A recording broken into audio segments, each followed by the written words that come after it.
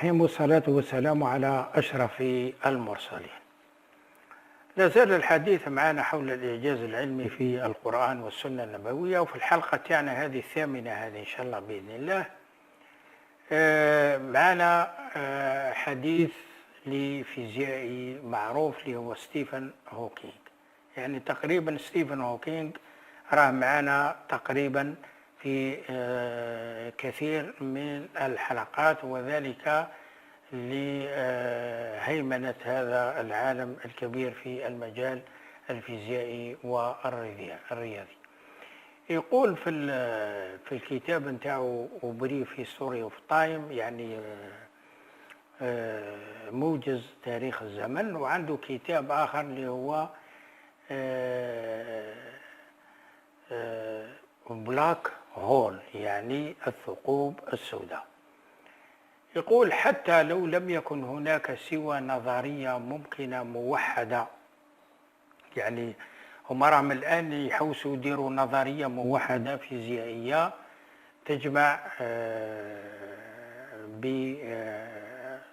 بجميع القوانين الفيزيائية المكتشفة، وحابين يديروها في قانون واحد، لكنهم ما زالوا إلى الآن يبحثوا، ولكن النظرية النهائية مازالوا يعني ما لحقوش لها، كما قال الفيزيائي الأمريكي ستيفن وينبرغ في الكتاب نتاعو أحلام الفيزيائيين.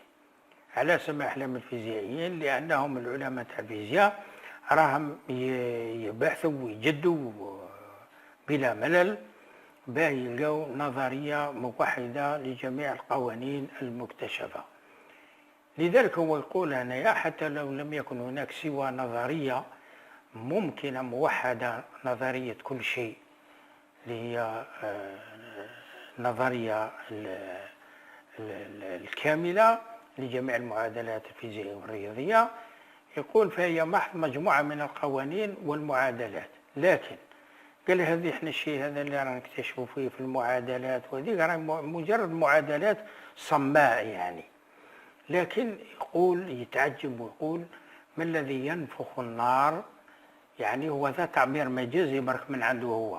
قال ما الذي ينفخ النار في القوانين ويخلق كونا على مواصفاتها، لأنه هو حب يقول لنا هنا بأن القوانين حتى وإن كان هو قانون مثلا كما القانون نتاع ألبرت اينشتاين او تساوي ام سي كاري، يعني الطاقة تساوي الكتلة في سرعة الضوء مربع. يقول لك هذا قانون قعد فيه ألبرت أينشتاين يعني 15 سنة بيكتشفوا.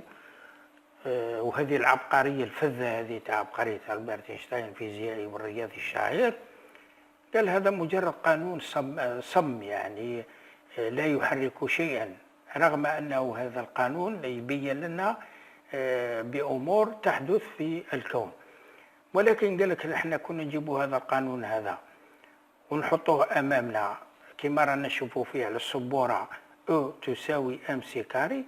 قال لك يعني هذا القانون لما نشوفوه هكذا مش هو يعني هو اللي راه يخلق، يعني لازم كاين واحد راه وراء هذه القوانين، او ان هناك شيء خارج الطبيعة هو اللي وضع هذه القوانين اللي تثبت على الوجود نتاعو. قال يعني لا مفر يعني انه هناك وجود امر خارق للطبيعة، لانه هو حب يتمسك بالالحاد نتاعو، خاصة في الكتاب تاعو بريف هيستوري اوف تايم.